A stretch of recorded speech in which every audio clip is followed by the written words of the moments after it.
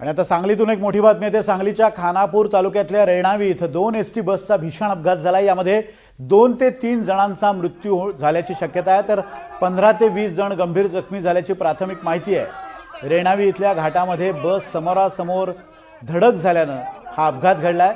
अपघातानंतर जखमींना तातडीनं रुग्णालयामध्ये उपचारासाठी दाखल करण्यात आले।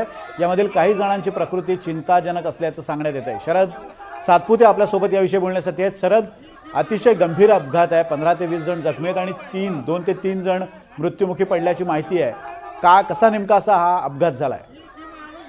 नक्कीच सर, सांगली जिल्ह्यातील खानापूर तालुक्यातील रेवानी म्हणून जो घाट आहे, या रेवानी घाटामध्ये विट्याहून एक गाडी येत होती आणि विजापूरहून मेढा इकडून एक गाडी येत होती। समोरासमोर हे गाडीचा वेग होता आणि चालकाला समोरून गाडी पास करता आली नसल्यामुळे ह्या वाहनांची समोरासमोर धडक झालेली आहे। आणि या बसेस मधील असणारे प्रवासी आहेत, चालक आहेत, असे 2-3 जवळपास तिघांचा यात मृत्यू झालेला आहे। भिवघाट मधून ही जात असलेली एसटी यात भीषण अपघातात जवळपास 15 ते 16 जण गंभीर आहेत आणि काहींची प्रकृती त्यातील चिंताजनक आहे। विनोदजी, धन्यवाद शरद दिलेल्या अपडेट्स बद्दल।